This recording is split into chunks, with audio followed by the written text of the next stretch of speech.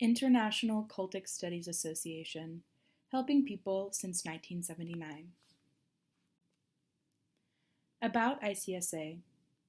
Founded in 1979, the International Cultic Studies Association, or ICSA, is a global network of people concerned about psychological manipulation and abuse in cultic and other high-control environments.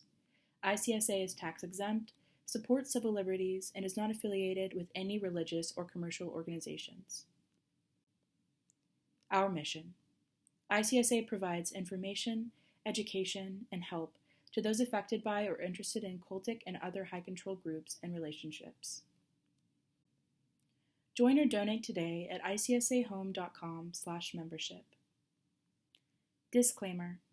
Views expressed on ICSA websites or in ICSA's publications or events are those of the document's author or speaker and are not necessarily shared, endorsed, or recommended by ICSA or any of its directors, staff, or advisors. Dr. Patrick Knapp's interest in religious abuse recovery originates from his own experience in a very damaging Christian group from 1970 to 1984.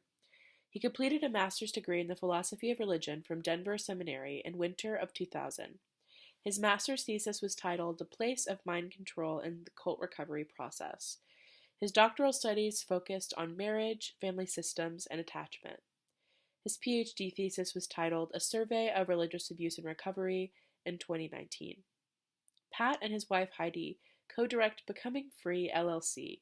Their organization facilitates educational and coaching support for all those who have been religiously abused. As a life recovery coach for over 35 years, Pat has assisted people to process harmful spiritual experiences for improved insight and emotional healing.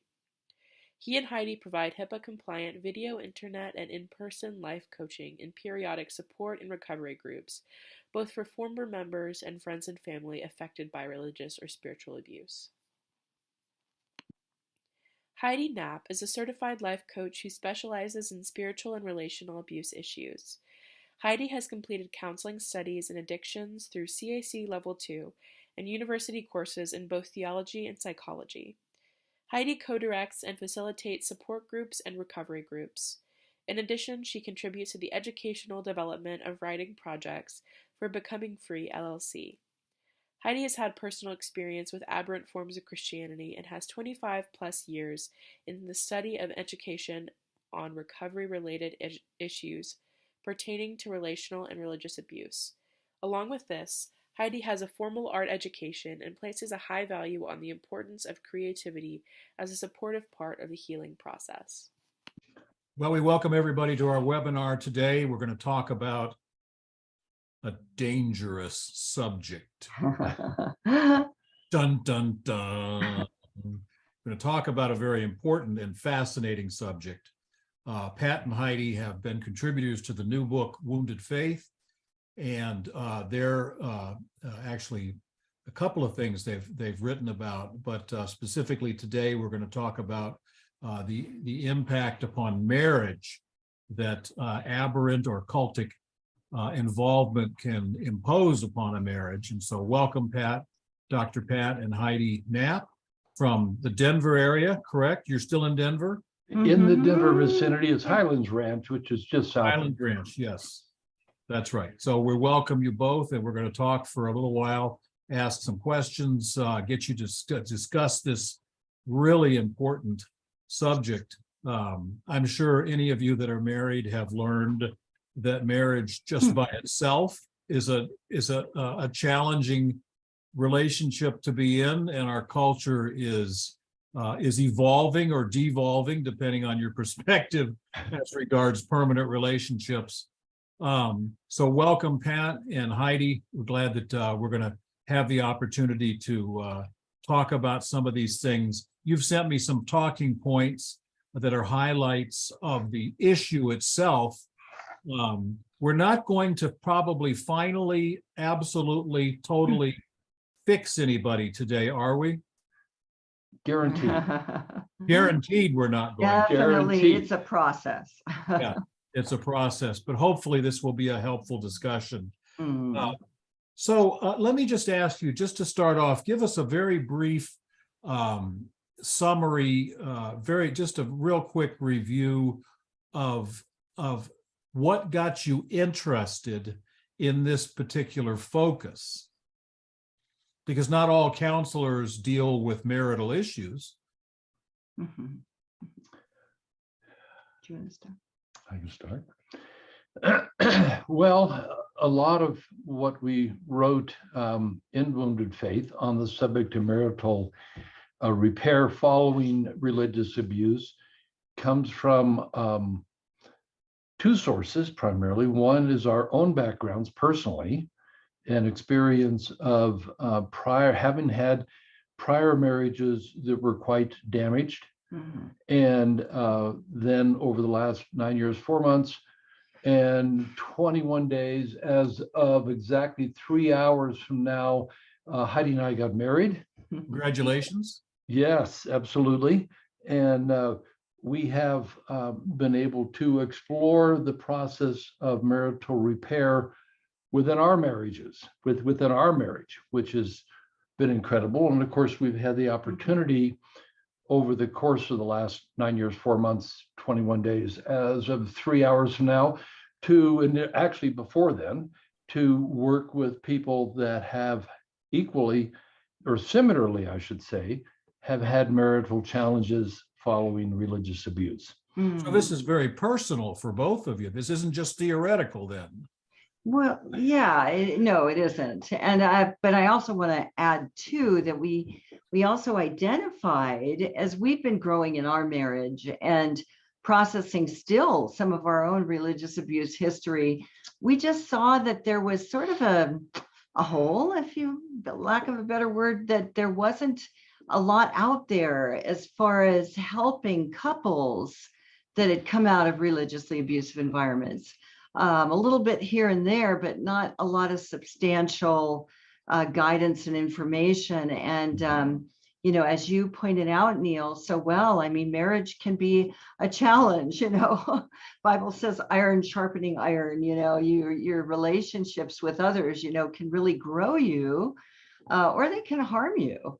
And when people go through a religiously abusive experience on top of just working with the regular challenges of marriage, it just causes this integral damage. Mm-hmm. And Pat and I just thought that there was really a need to address that area to actually provide some help and guidelines for couples. Well, that's what we're going to get into today. Thank you, Heidi. We're going to talk about some of the specifics of the chapter and your research and your practice, and what you have learned for a few minutes today. So the chapter on marital damage, or the impact upon marriage, is really a fascinating exploration.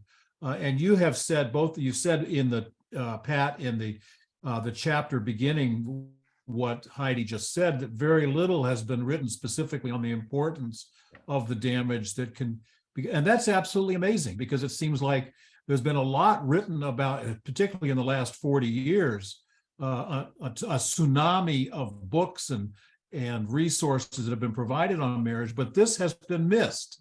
I want you to say a little bit more about why you think that is. Why has this not been talked about very much? Well, I think it's the short answer to that is it's complicated. The longer answer is which is a Facebook category, by the way. Yes, of relationships. Yes. Yes. So complicated, certainly, I think is a good term for it. It involves not only knowledge about how to have a good marriage generally, but also how to, at the same time, find repair from religious abuse, which not uncommonly goes very deep. Yes. And as a consequence, both of those features having to kind of work with makes it challenging. And there aren't, I think, a lot of folks that are sufficiently equipped educationally and experientially to be able to address that topic well. We're, as Heidi suggested, we're still in process. There's still many things that we're looking to improve and grow in our relationship. And hopefully over the course of time, we'd love to be able to put a book out on it, but that will need to be paced properly. Okay.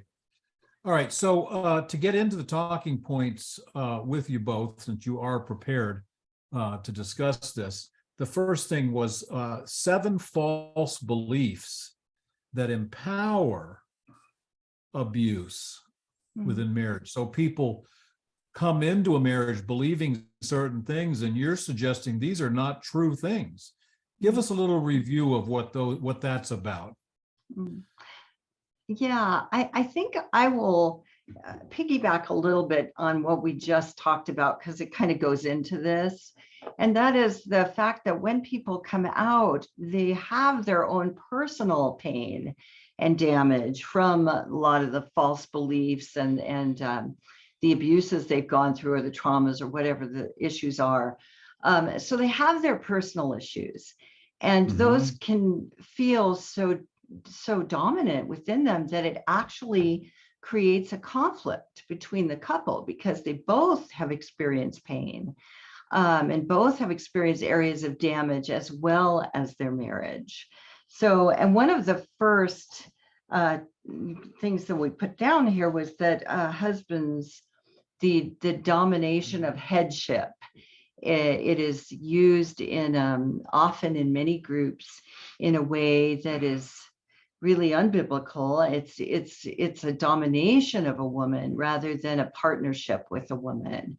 And we have seen that. We've heard women express particularly, but men are damaged by that teaching as well. But many women that we've worked with have very much been oppressed by that concept of not just male leadership, but in aberrant groups, it's male dominance, which causes a lot of oppression in a woman's life and needs to be definitely unraveled. Yeah, and a lot of that is particularly dominant in what we oftentimes will refer to as those groups which are tacos, T-A-C-O, tacos, totalist, meaning all controlling in emotions, ideas, behavior, decisions, etc. Totalist, aberrant, meaning off-centered or out of the ordinary, out of the mainstream, history. Christian, meaning that there is some attempt by a group to appeal to Christian ideas and concepts and perhaps the Bible directly. And then organization, just 2 or more people. But an awful lot of the folks that we work with, and a lot of the folks that come to ICSA, International Cultic Studies Association, which is sponsoring this post or this talk, have the majority of folks that come out of tacos, come out of Christian-based groups that are incredibly unhealthy. And one of the key things that Heidi and I have experienced, both in the groups that we came out of and with many of the people that we've worked with, is that this first false belief, that is that the husband must lead, wives must submit and follow. It's sometimes referred to in churches as a complementarian position. And our take is that's a little bit like using the term even is not really an accurate representation of what it really promotes, because it's really complementarianism with hierarchy, meaning dominance by males over females. And presumably you mean hurtfulness. Well, yes. That's what you're aiming at. Certainly, in various times it'll be hurtful in different ways. sometimes overtly, sometimes covertly, sometimes in major sort of ways, other times in more minor discounting sort of ways. But the fact is, it does a huge amount of damage. Absolutely a huge amount of damage, and from these groups, people experience that, and that's unfortunate because it doesn't have to be like that. People can believe in the Bible, they can explore the Bible, and absolutely, and there have been many authors that have suggested this recently, many good books we could recommend. Heidi's reading one right now. Oh, yeah, and I was going to share that. Yeah, go ahead. Sure. Yeah, I'm reading one right now that I think is brings a good balance. It's the headship of men and the abuse of women. And this was done by a man named Kevin Gills, and he did a lot of research in a lot of Christian groups in America and in Australia and New Zealand. And he has a lot of good balance to talk about of what marriage should look like and when it's taken to extremes. And it's just so unfortunate because if people had a true biblical view of marriage, there can be such a great partnership where both of your strengths and your talents and your gifts are being used fully. You're supporting each other. Somehow this whole idea of, when male leadership is just taken to these extremes, it's so very damaging to both parties, really, and oppressive, like I said earlier. Okay, good answer. One of your points that intrigues me that I wanted to ask you about is, so apparently there is the emphasis or the influence by some in religious communities that emotions are unspiritual. Is that really going on? Because I'm such an emotional person. I'm out of control sometimes with my emotions. I thought, man, I'm just unspiritual then. Is that what's going on? People are saying this? Yeah, you bring up such a good point, Neil. I think in some, again, aberrant spiritual environments where emotions are not honored or valued, that people learn to, within those groups, shut down their emotions. And when you're shutting down your emotions, and you're not paying attention to what your emotions are telling you or teaching you, you're shutting down your mind. And that's part of the coercion of control. It kind of goes back to Lifton's, mind control, really, when you're shutting down, even listening to, paying attention to your emotions, what they could be teaching you and telling you, you're also not, again, you're shutting your thinking connection to your emotions down. But that's not to license just wholesale unrestraint, though, is it? Well, I think frequently in unhealthy religious systems, either directly or indirectly, people are told and encouraged to bury and submerge their emotions for the good of the group. For the good of the group, exactly. And I think that does occur a lot. And I think it's part of a false form of spirituality that says, it's all to be in the head and in the obedience to leadership, which we take as a very false form of spirituality, as opposed to a much broader perspective that includes cognitions, includes ideas, includes a use of the mind, avoiding cognitive acedia, which means parking the brain, which includes paying attention to one's emotions and feelings to where that can be a source of good information. And again, another wonderful book that we'd recommend is one called Faithful Feelings by Matthew Elliott. He really unpacks that topic incredibly well. But it's very important for people that have come out of unhealthy religious systems to start growing and exploring what their emotions are and processing their emotions in a way that is productive. Mhm. So it's not spiritual or not spiritual, it's just human. Am Yeah, I wrong? that's a great way to frame it. I like that. Because religious communities are often trying to, not intentionally, but seem to be dehumanizing their adherents, their members of their community. And I'm a former pastor, and I have a spiritual side to me, but I don't think that God wants us to stop being human. And Yeah. emotions are Yeah. part of who we are. They're built Oh. in. They're hardwired.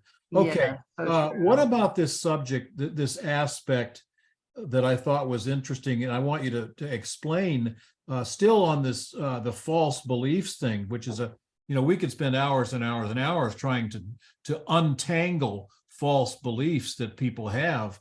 But this one that you've cited, the concept of forgiveness and reconciliation are falsely blended. Yeah. Is that really, you mean that you're saying that's two different things? Definitely. Definitely. Maybe a good example of that is a woman that we worked with a while back who was in a very abusive marriage. And she would go to her pastor, and describe some of the things she was experiencing with this man. I mean, he would do things like slow the car down to 25 miles an hour and literally get the door, try to push her out the door, make sure that, he just did awful things to just abuse her. Okay. And that were psychologically twisted and also physically abusive. And she would go to this pastor of this church that they were going to, which obviously this man was, distorted in his understanding of domestic violence. And he would basically tell her, look, you really need to forgive this man. I won't say his name. But, you need to forgive him. You need to, keep trying, you need to keep the reconciliation going with him. You need to submit and you need to keep being in the relationship. And, she was just emotionally so torn because, of course, she wanted to please God and she didn't want to forgive. But the situation was so physically, emotionally, and psychologically dangerous for her. It wasn't where she belonged. She needed to get out of that environment, which eventually she did. But even when she talked with then other later Christian people, there was this sense within this particular church she was at that that forgiveness meant that eventually she needed to go back to this man. Fortunately, she had a lot of common sense enough about her to know something's wrong here. I can forgive him for what he's done. I can forgive him because he's had a very hard past, but I won't reconcile with him. I won't go back to him. Mm-hmm. And that's an extreme version. And there's a lot of different, examples we could give on a continuum, but there's just times where that reconciling isn't safe. It might not be emotionally safe for you to be involved with that person. It might not be physically safe. It might not be safe for your children. But there is that decision that we have to make where you can work through forgiveness issues, but reconciling is a completely different category that requires two people, and trust needs to be built and earned. Go ahead. Yeah, it kind of goes in part two to the larger importance of defining reality well. Yeah. We oftentimes, in the course of our coaching, life coaching we do with folks, and when we periodically do support groups, which we've done for years, we will make the statement to them, if you can't name it, you cannot tame it. And I think that's incredibly important with any sort of recovery, that people need to label things properly, because it gives them, in a matter of speaking, some power back to them, which is really needful for their recovery. Yes, absolutely. Yeah. Good answers, excellent answers on this thing, which tracking back to the last webinar that we did a month ago about forgiveness, how not, let me just put it this way, how not simple the subject of forgiveness is. Yeah. It's got to be a process, and religious people, particularly in a tight-knit community, will police forgiveness and reconciliation. We'll say, now, have you forgiven me yet? Have you forgiven her yet? Have you, and there's almost a meter, to measure it. And that's just dehumanizing, I think. Now if I so all right. Let me move to something else here a little bit, because we could spend our whole half an hour just on these 7 false beliefs, but I want to go to a little more down the list here. You suggest a 4-fold structure for marital repair. Yeah. And this, of course, I think you would agree, perhaps, this goes way beyond just being in a religious community. These are general principles, wouldn't you say? Yeah. This isn't just in a church or in a Christian community or in a religious community. Right. So work through those 4 with us a little bit. Tell us what that's about. This was in this is in the core of what you're doing in the book, but walk through that a little bit with us. Marital repair. Yeah.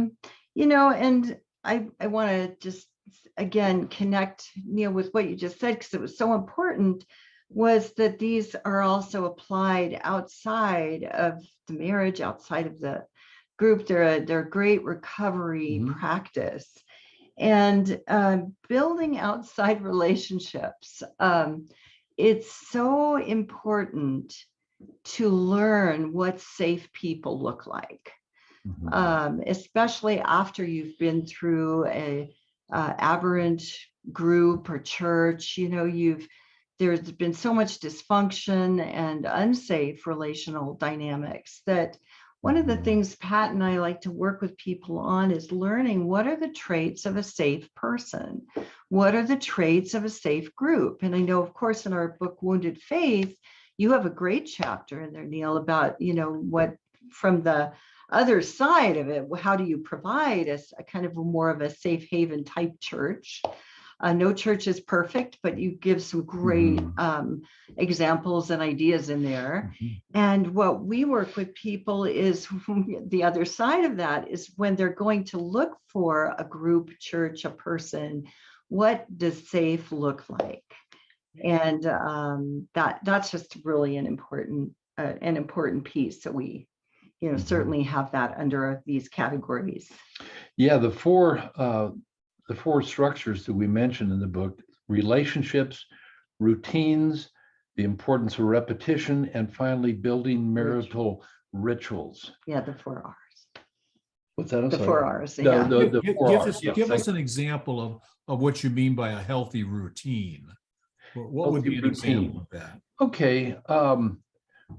One of the things that we do in our marriage, we strive to find more and more of the good routines to kind of get into that suggest the importance of attachment.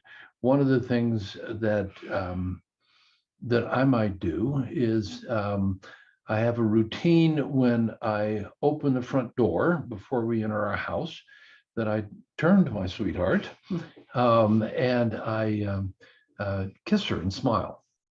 Another one is first thing in the morning, I bring her a fresh glass of water. That's a routine that communicates that I want to be connected. I want to meet her needs. I want to find ways to communicate the ongoing importance of bonding. bonding. And if I can suggest, just communicating a blessing to the person, just blessing the person Yeah. in some little way. Yes. That would be a good routine to do that. Correct. Yes, and adding to that too is that one of the things we talk about in our chapter is, after coming out of a religiously abusive environment, being gracious to each other, trying to understand that you've both been wounded, that you both need to give each other abundant grace. And, with, of course, Pat and I, now we've been in recovery for a long, long time, but we still have that principle with each other. We try to recognize when, like, for example, I'll try to recognize when I know Pat's got tons that he's rolling with, and he's, maybe on the verge of being overwhelmed. So I might try to tune into that and be more thoughtful to him, and, offer to, make sure his door is closed, so there are lots of quiet, so he's not disturbed when he's studying, or offer to do something like maybe make his breakfast for him that morning. And, and it's all volunteer too. I know in a lot of marriages, there was expectations in roles, and, we're not advocating that you have to, live out certain roles, but we talk a lot about being thoughtful and rituals that help to support each other, routines that help just take care of ourselves, but also that we're looking out to be gracious and thoughtful toward each other. Well, in different couples, that's good. Thank you. Different couples will, as Heidi suggested, have different routines. That's true. They'll have different rituals, and it won't be one size fits all. Yeah. That's the same with recovery more broadly from religious abuse. Sometimes there's kind of a reductionist, a very overly simplified perspective about how people recover. Sometimes we hear, sadly, from some folks, well, you just get into a really good church and it'll all be better. It's like, no, that's not the way things work. And that's way over simplistic. Other times they'll say, well, just, read carefully the 8 themes of Robert Lifton's Thought, Reform, and Mind Control, and get a handle on those and apply those to the group that you came out of, and everything will get better. Well, that's helpful, absolutely. But we're complicated people, aren't we? Yeah. Yeah, definitely. And anything that's too simplistic is not only not helpful, it can be insulting. Yeah. Yeah. And I think you make an excellent point, Pat, about not one size fits all. We all have to sort of discover what routines are appreciated by both partners. And that can take some time too. I don't think you can achieve that quickly. Yeah. Okay. That's an excellent answer. And I know we're not gonna delve too deeply into all of these, although these are wonderful points you've made in your chapter. And it's funny because I go back to the fact that 30 years ago there were tons and tons of books on marriage, relationships. When my wife and I became engaged, the pastor who married us said, here's 3 books. Go read these 3 books. Okay. And come back to me and we'll talk about them. So we did, and they were early in the Christian publishing evolution of writing about this. They were helpful. They were fine. They wouldn't float today, I don't think, but it's not simple, and it requires some determination. You say here to create marital rituals. How is rituals for celebration to recall the successes? Is that similar to healthy routines, or is that something entirely different? Well, celebration of what? It's a little bit different of successes that you've had. Very commonly when people come out of religiously abusive environments, spiritually or religiously abusive environments, they'll have a lot of negative rituals. They'll have a lot of negative routines. And a part of repairing the marital bond is finding positive ones to celebrate, to rejoice over, because depending on the level of damage that is done in the group, a couple can come out with an incredible amount of sometimes 30, 40 years. You know, we had a couple recently that we worked with that they had literally over 30 years in a group, and they had a boatload of challenges to work with. And we did some work with them, but then we also referred them out to a really good marriage counselor that we thought would do well for them. But I think that a part of building the bond is learning, you know, certain rituals to, as I say, to celebrate the good things that you've been able to experience since you've been out, the good things about leaving. And we hear that periodically from people, but that needs to be built. Yeah, they might, you know, as they're discovering new ways to enjoy life in a different way, they might create a hobby together that they do on a regular basis, you know, whether it's bike riding or listening to music and a cup of tea in the evening. You know, that could be a ritual that they just carve out one night a week where they just really sit together, talk, and, you know, put on their favorite music. Or you know, Pat and I have, you know, not necessarily because of being out of a religiously abusive group, but just being married over the last 10 years. And we've carved out some really sweet rituals ourselves. I'm just thinking of a holiday one that just comes to mind. We're getting near Christmas, and every morning, Christmas Eve morning, we just carve out time for ourselves to listen to a sacred, to us, it's very meaningful religious broadcast that comes from England. The King's College choir does an incredible job of beautiful, very traditional, sacred Christmas music, and we love that. We just sit with our coffee or our tea, and we listen and we talk, and, you know, we reflect together. And that's just one of many different kinds of things people can do that they do regularly, whether it's was this modeled for each of you? Let me ask this question. It's off the map a little bit, but I think you can answer it.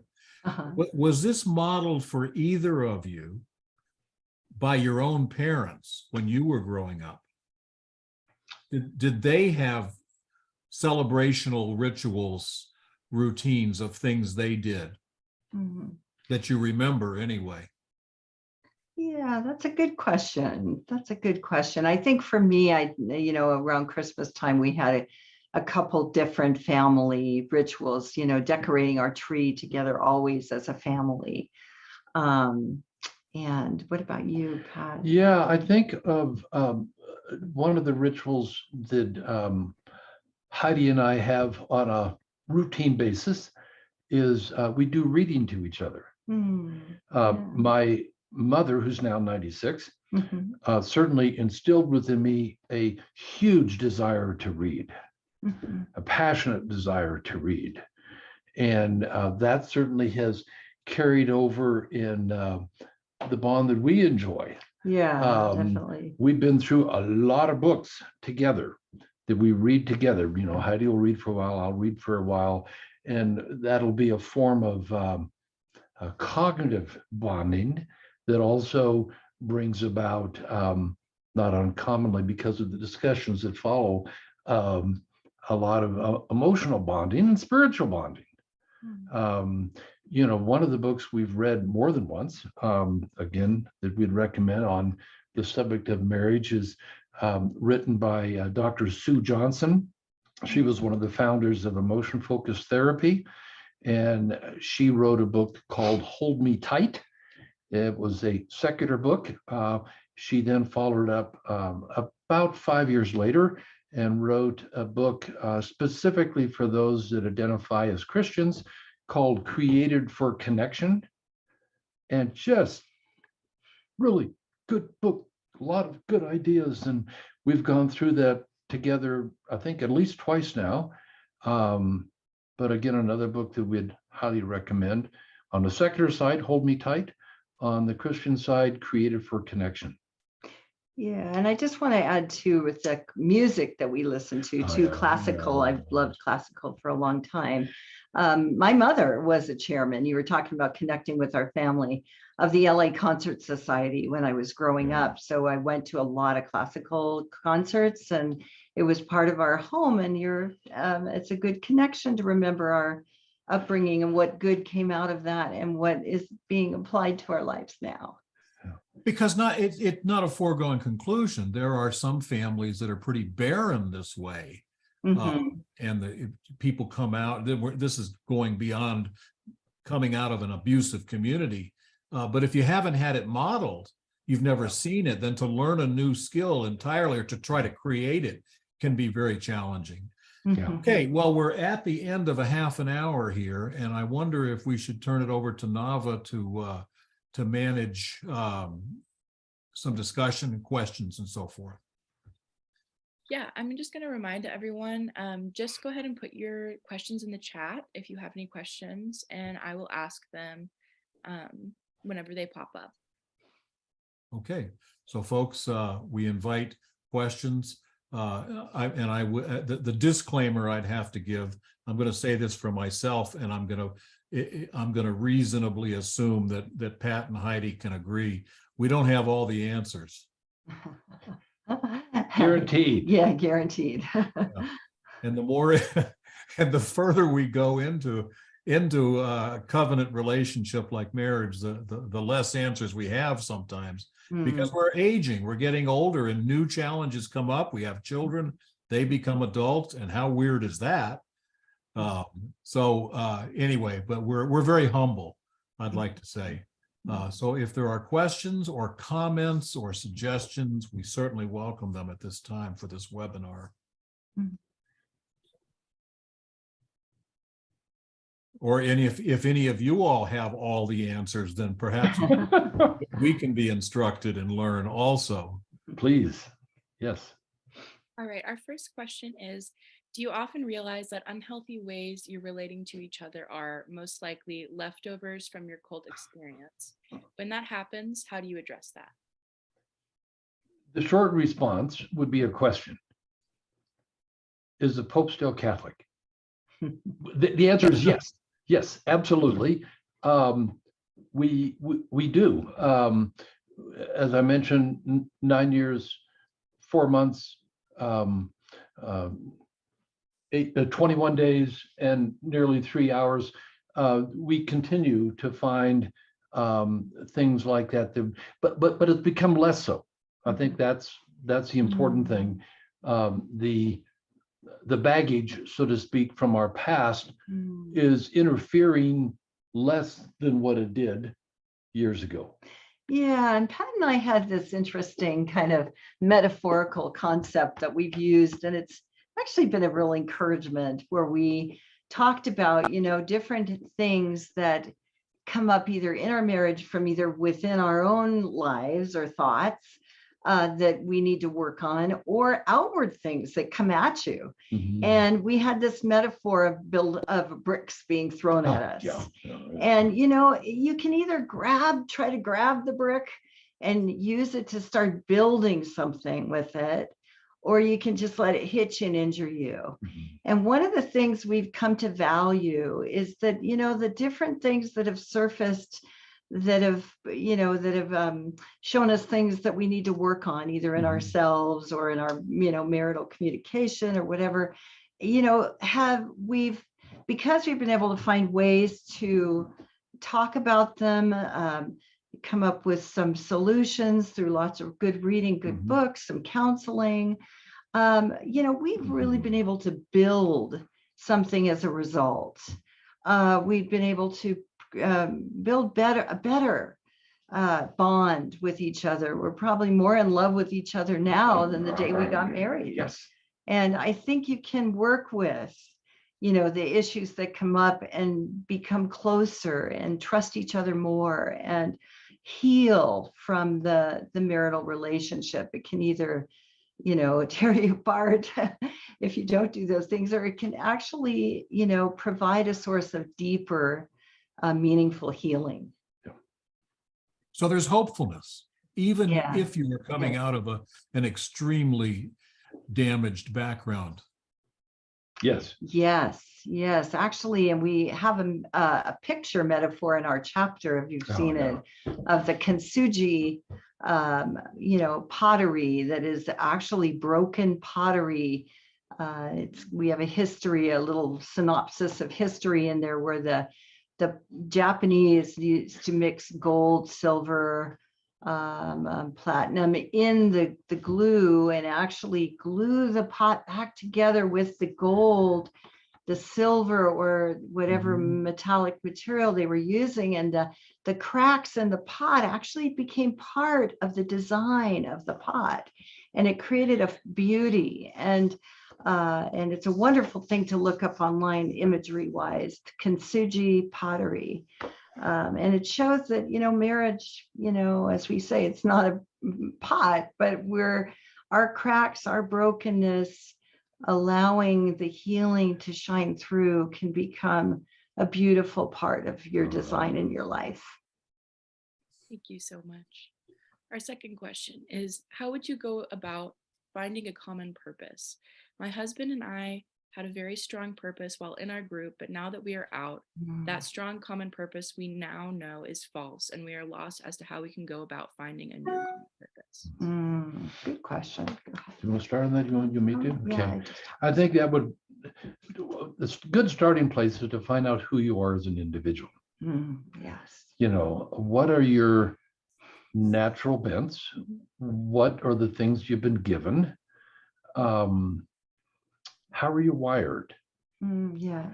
Until you can get increasingly insightful about who you are as a couple, and the purpose as a couple you serve is going to be awfully hard to tag. And as Heidi had mentioned earlier, and Neil, you had suggested this, the notion of having an abundant amount of grace to offer your spouse is really huge, because in aberrant forms, in aberrant groups, in cultic kind of groups, grace is not something that is authentically valued. And in healthy marriages that are seeking to have a different trajectory in their in what they do, there's a need certainly to see the value of grace in a way that has not been seen in the past, because otherwise it's going to be production, performance, and lots of good books on that topic. But for keeping away from recommending too many books to our audience, I think going again to the question of how do you find a joint purpose, get to know who you are as an individual, and do what you can to connect with people that can reflect who you are well, and reflect to you and model to you what does a good marriage with a good purpose look like. And that's absolutely going to take time. And you have to kind of, so much within unhealthy groups, it's instantaneous, instant relationships, instant purpose, point. Instant, and real life is not like that. Yes, that's so true. So there needs to be kind of a change in mindset. And certainly one of the things that I've so appreciated about Heidi is she's helped me to slow up, because I have a tendency to be not just a type A, but maybe a double A. And she has helped me to slow up. So that has caused me to think a little deeper, to reflect a little bit more, to be a little bit more contemplative. And that has helped certainly for us to define what our purpose as a couple is and what it might become. Good answer. Good answer, Pat and Heidi. Okay, Nava, is there another question? Yeah, there's actually a few more, so I'll go through a couple more of these. Do you have any advice that would be especially helpful to someone who has left a high control religion, but their spouse is still in? Yeah. That's a hard one. Yeah, That's a tough one. that is a tough one. Yes. What would you suggest? You know, I'm thinking back particularly on a few people that we worked with over the years, quite a few people actually that have been in that situation. And I think that, you know, the best thing, the advice they can do is start just working on their own recovery. Yeah. You know, you cannot change another person, and as much as you want to, but you can work on and change yourself. You Can't we beat work them into it, Heidi? Can't we beat them into it? We can try. Yeah. Intimidate them into it? Intimidate Belittle them force into it? them, you know, go knock down the doors of the group and get in there. No, absolutely not. But just focusing on yourself is huge, and really enriching and growing individually as much as possible, in hopes too that your loved one might come out. You know, we work with people in our coaching practice that have loved ones in groups, and we know it's very hard, sometimes hard to stay focused on working on yourself when you're pulled emotionally about the other person. And I might recommend too that walking with someone through a coaching process, you're welcome to visit our website, check in with us as well, because we certainly have worked with people many times that are in that situation. And it can help to have others around you that can be a stabilizing force as you work on your own recovery, and also balance that with your concerns about the other individual in a group. Yeah, family estrangement is a huge challenge. And it's certainly something that we've had the opportunity to work with and advance in both ourselves, and then also to be able to support and encourage other people. Great, thank you so much. Our next question is, do you observe a difference in post-cult marriages between a couple who met in the cult versus a couple that were together before? Well, You can go ahead. yeah, I would suggest that every couple, whether they met in the group or whether they met outside, they're going to have their unique stuff to work with.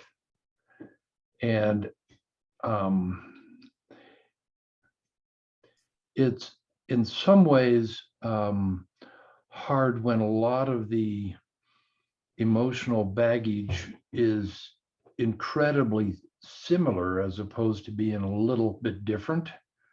And for those that have come out of the same group after a prolonged period of time, it is, I think, a little harder to work on their stuff because they can trigger each other so easily. So there is the need, not uncommonly, for people in that kind of situation to have a little bit more intensive sort of supports, sometimes more professional sorts of supports than those that have come from different groups. Or maybe one has come out of an unhealthy group and the other one, you know, generally a pretty healthy, you know, family upbringing and background. But yeah, there is certainly some differences, but again, that's going to be incredibly individualized. But as a couple, to go back to the original question, that have come out of the same group, it is harder. It is harder because it's not uncommonly, as I suggested, more triggering. Okay. Great, thank you so much. Our next question is, did I catch correctly that they have conducted research, and can they say more about this, please? Have we conducted research? Yeah, on what specifically? It just says, can you talk more about the research that you've done? Research that we've done. Well, It's in a lot of stuff. yeah, Yeah. there has been a lot of reading. There's been a lot of interaction with people that have come from religiously abusive groups. I mean, I came out of my group that I was in 1984. So it goes back a while. Mhm. Heidi similarly came out a long time ago. Right. So we've had a lot of opportunity to interact Mhm. with individuals, to work on our own stuff, to do a substantial amount of reading. Um, you know, so in that sense, we've certainly done the shoe leather research.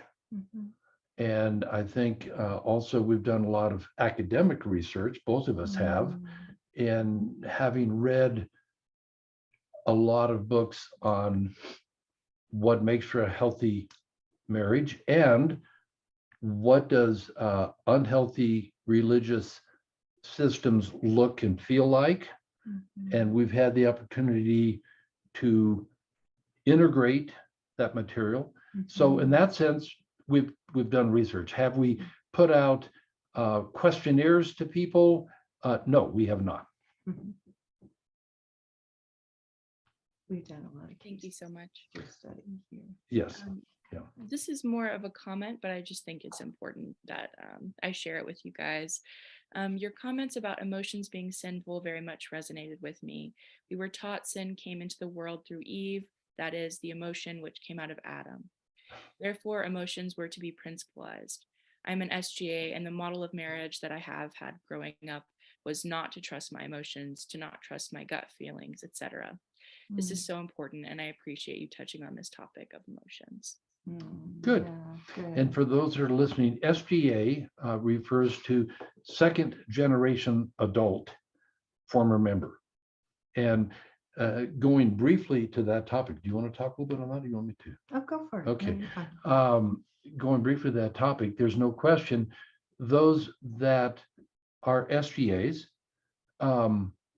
they have less to draw from Mhm. because they don't have Yeah, a so true. prior cult-like experience. They don't have anything, or very much less, I should say, to draw from to know what is normal, what is average, Yes. what is more Mhm. common. Mm. So there is a sense of a deeper amount of work that has to be done, Mhm. but it's absolutely not hopeless.